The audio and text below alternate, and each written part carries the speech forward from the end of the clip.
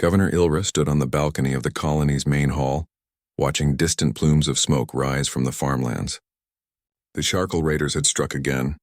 Their long black ships had descended from orbit earlier that day, stealing food, fuel, and machinery. Several colonists had been taken away, and everyone knew what that meant. The Sharkle never returned their captives.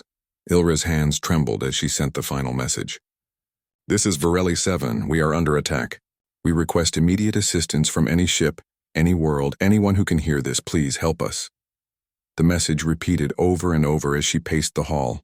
Varelli 7 was a peaceful colony, unprepared for war. The Galactic Council had promised that its members would protect frontier worlds like hers, but the Council's fleet was far away, busy with other crises. Hours passed. No reply. Finally, just as night fell across the colony's silver plains, a signal came through. Ilra ran to the console. The hologram that appeared before her showed a face she had never seen before. A human face, scarred and sunburnt, with sharp gray eyes that seemed to pierce straight through her. "This is Commander Selena Varga, Mercurian Defense Corps," the woman said, her voice calm but powerful. "We heard your call." "We are inbound," Ilra blinked. "Mercurian, you mean? From Mercury? The Death World?" "That's correct." The woman's lips curled into the smallest hint of a smile. "Prepare your landing pad. We'll arrive in 2 hours." The hologram vanished before Ilra could say more. 2 hours later, the Mercurian ship roared down through the atmosphere. It was small, shaped like a spearhead, its hull covered in scorch marks and patchwork armor. When it touched down, the landing pad shook. Colonists gathered around nervously. Everyone had heard of the humans from Mercury, descendants of settlers who had adapted to the most dangerous world in the Sol system, a place of searing heat, deadly radiation, and long days that baked the ground like an oven. The ship's ramp lowered with a hiss. Commander Selene Varga stepped out first, wearing a black combat suit that reflected the faint light of the moons above. Her short hair was silver-white from years of radiation exposure, and her eyes scanned the crowd like a hunter. Behind her came 5 other Mercurians, each carrying heavy gear and weapons. Governor Ilra stepped forward, her voice shaking slightly. "Thank you for answering our call, Commander." We didn't expect anyone to come so quickly." Celine's expression didn't soften. "We were nearby," she said simply, "and we don't ignore distress calls. Show us where they attacked." Ilra led them to the control room, projecting a map of the colony and the surrounding farmlands. Celine studied the data carefully, her fingers tapping on the table. "They hit your food supplies first," she said. "Smart. They want to starve you into submission before taking the colony." Ilra swallowed. "Can you stop them?" "The Sharkle have more ships than we can count. We have no defenses." Celine turned to her, her gray eyes cold and sharp. "Then we make some." The Mercurians worked through the night. They taught the colonists how to dig trenches and build barriers from spare metal sheets. They turned mining lasers into makeshift turrets and converted fuel tanks into explosive traps. At first, the colonists were frightened by the Mercurians' intensity. They were unlike any soldiers Ilra had ever seen. They laughed in the face of danger, spoke bluntly, and carried themselves with the confidence of people who had survived far worse. One young colonist whispered to another, "They act like they're not even afraid of dying." "They aren't," said one of the Mercurian crew, overhearing. He grinned, revealing a row of uneven teeth. "On Mercury, you either stop fearing death, or you don't live long enough to matter." By morning, the colony looked different. No longer a quiet farming settlement, but a fortress bristling with defenses. Ilra stood beside Celine on the balcony as the first son of Varelli 7 rose. "Are you sure this will work?" the governor asked. Celine didn't look at her. Her eyes were on the sky. "It will hold long enough," she said. "Long enough for what?" Celine finally glanced at her, and there was something fierce in her expression. Not cruel, but determined. "Long enough for us to teach these raiders that this colony is not prey." Ilra shivered. She was beginning to understand why the galaxy called the Mercurians Deathworlders. They were not here to beg or bargain. They were here to fight. That afternoon, the alarm sounded. Dark shapes appeared in the sky. The Sharkle had returned. This time they came with twice as many ships. Celine's voice rang through the comms. "Positions. Everyone get to cover." The colonists scrambled to the trenches and barricades. Ilra crouched behind the command post, clutching her communicator, her heart hammering. The Jarkul ships descended sleek and black, their engines roaring. But when they fired their first plasma blasts, they struck only empty decoys. The Mercurians had predicted exactly where the shots would land. Now, Celine barked. Hidden turrets came to life, firing beams of burning light. Explosive traps detonated under the landing craft. The first wave of Jarkul soldiers barely made it to the ground before being cut down by crossfire. Ilra watched in awe. The Mercurians fought like demons, moving through the battlefield with precision, never wasting a shot. But for every enemy they stopped, more kept coming. The Jarkul ships circled like vultures, preparing for a second, larger strike. Ilra turned to Selene, panic rising in her chest. There are too many. We can't hold them off forever. Selene reloaded her weapon and gave a thin, wolfish smile. We don't need forever, just long enough to make them bleed. The first battle of Varelli 7 had begun, and for the first time since the raids had started, the colonists felt something strange. Not fear, but hope. Because this time they were not alone. This time the Deathworlders of Mercury were fighting beside them. The colony of Varelli 7 shook under the roar of engines. Smoke drifted across the fields and the ground was littered with twisted metal and burning wreckage. The first wave of Jarkul had been stopped, but everyone knew this was only the beginning. Commander Selena Varga stood on top of a barricade, scanning the horizon with sharp eyes. Her combat suit was scorched, her cheeks smeared with dust, but she looked completely calm. They're regrouping, she said into her comm. They'll hit harder next time. Get ready. Her crew moved quickly, resetting traps, recharging the converted mining lasers and pulling wounded colonists back behind cover. Governor Ilra climbed up to her side. How can you stay so calm?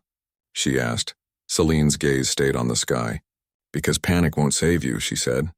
Preparation will, and we are prepared. Ilra swallowed hard and nodded.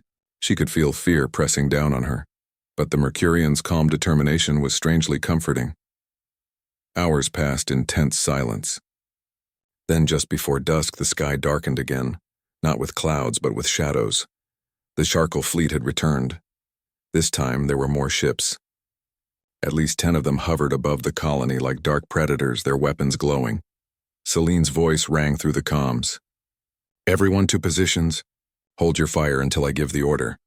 The colonists gripped their improvised weapons, hearts pounding. They had trained with the Mercurians for only a single day, but they had learned much. They had learned to fight smart, not just fight hard. The first plasma blasts rained down, but the Mercurians had prepared new decoys. Explosions shook the empty fields instead of the colony itself. Now, Celine shouted. Lasers and plasma fire erupted from hidden turrets. The first Jarkul dropships took heavy damage before they could land. The rest scattered, trying to find safe ground, but this time the Mercurians were ready.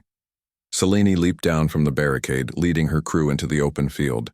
They moved fast, using the smoke as cover, hitting the enemy from unexpected angles. The colonists followed, fear turning into adrenaline as they fought beside the hardened warriors. Ilra stayed in the command post, directing civilians to safe zones, but she could hear the battle all around her. Suddenly, a colonist burst into the room wide-eyed. They've broken through the east barricade. Ilra's heart sank. If the Jarkul reached the reactor area, the entire colony could be destroyed. Celine's voice came through the comm at that exact moment. I hear it. We're on our way. Ilra could hear shouting and gunfire in the background, but Celine's tone never wavered. Within minutes, Selene and her crew reached the east barricade. The fighting there was brutal, close range, and desperate. Jarkul warriors towered over the humans, but the Mercurians were faster, darting between attacks and striking with surgical precision. One of Celine's crew, a tall man named Cade, shouted to the colonists, "Aim low! They have weak spots in the leg joints." The colonists obeyed, focusing their fire where Cade had pointed. The massive attackers stumbled, giving the Mercurians the chance to strike the final blows. When the last of the Jarkul at the barricade fell, Selene wiped sweat from her brow and looked toward the sky. The enemy ships were circling again, preparing for another landing. They won't stop, she said grimly, not until they think this place is too costly to take. Night fell. Fires burned across the farmlands, casting an eerie glow over the battlefield. Selene gathered the colonists in the center of the settlement. You fought well today, she told them. But the worst is still coming. One of the colonists, a young man named Darrow, stepped forward. "We can't keep this up. There are too many of them." Celine studied him quietly for a moment before answering. "Do you want to survive?" "Yes," Darrow said. "Then we make them pay for every step they take," Celine replied. "Mercury is a world that tries to kill you every day. We learned to fight back with everything we had, and now you will too." She pointed to the reactors in the distance.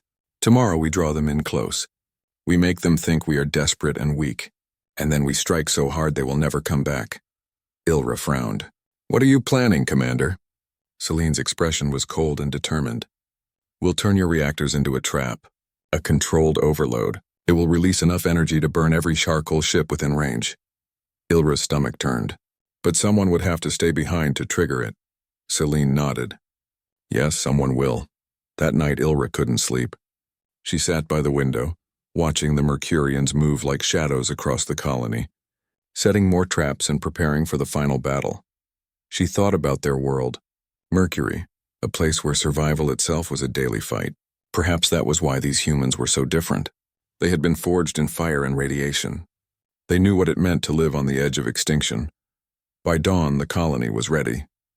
Celine stood with her crew, checking their weapons one last time. She glanced at Ilra. "Today decides everything. Stay in the shelter until it's over." Ilra nodded, though her heart ached. "Good luck, Commander." Celine gave a rare, thin smile. "We don't need luck. We make our own." The alarm sounded as the charcoal fleet approached for the third time. The ground shook with the force of their landing craft. This was their largest assault yet. Enough troops to wipe out every colonist in a single sweep. Celine gave the order to fall back, pretending to retreat deeper into the colony. The charcoal advanced, confident that victory was near. They did not know they were walking straight into the trap. For the first time, Ilra felt no fear as she hid in the shelter. Instead, she felt a strange pride. Whatever happened today, Varelli 7 would be remembered, and she knew one thing for certain. When the story of this battle was told, the galaxy would speak the name of Mercury with new respect, because the Deathworlders were not just here to fight, they were here to win. The sky above Varelli 7 turned black with smoke as the charcoal landed for their final assault. Their ships formed a circle around the colony, engines roaring, weapons glowing with deadly light. Dust and ash swirled across the fields. Inside the colony's shelter, Governor Ilra could feel the tremors under her feet. She glanced at the colonists around her. Their faces were pale, but this time their eyes were sharp. They had spent days preparing for this moment. They trusted Celine and her Mercurian crew. Outside, Commander Selene Varga stood with her team near the reactor core, her rifle slung over her shoulder. She tapped her wrist console, checking the charge on the overload sequence. "Cade status," she said. Cade crouched near the reactor controls, hands moving quickly. "We're ready. When they breach this area, we detonate. The blast will hit every ship within 10 kilometers. Celine nodded. "Good, everyone knows the plan. No one fires until I say." The Mercurians spread out, taking positions in the shadows. They were silent, waiting, their faces calm.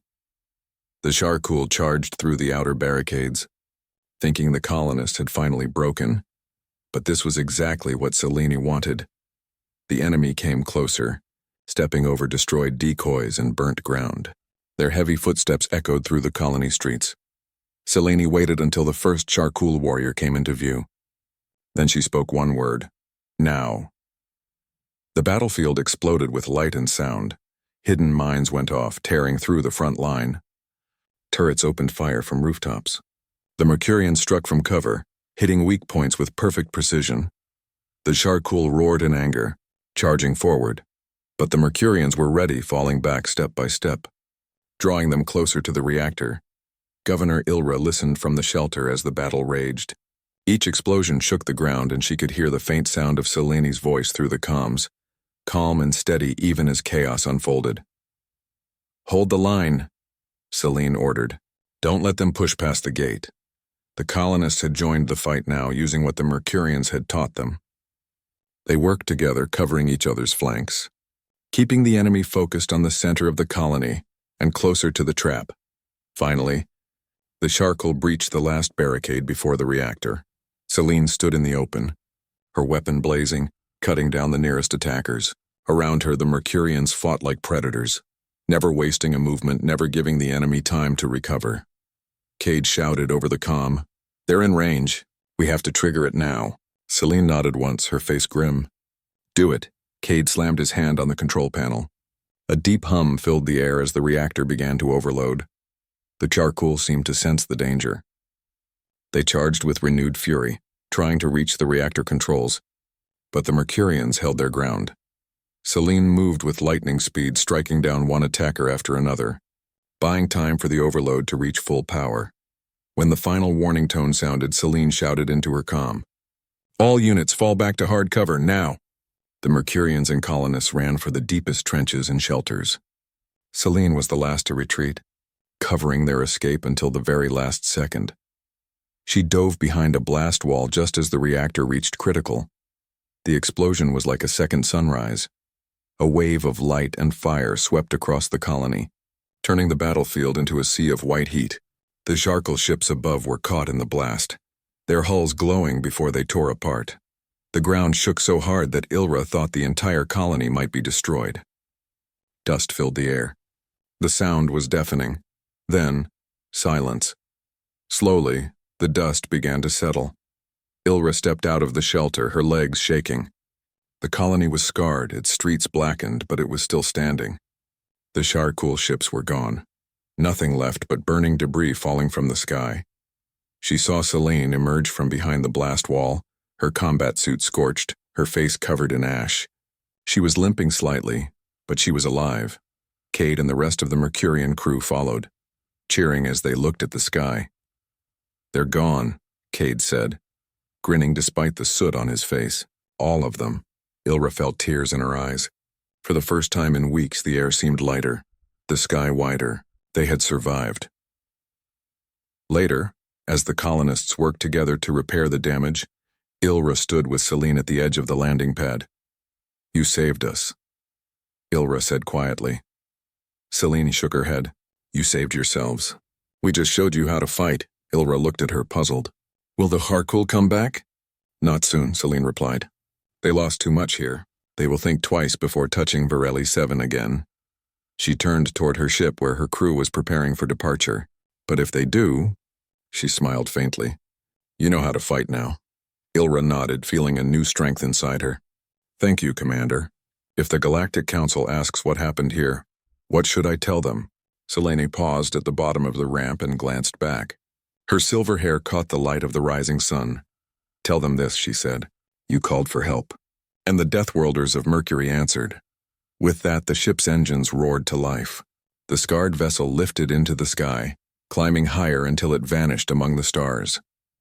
The colonists watched in silence as the ship disappeared.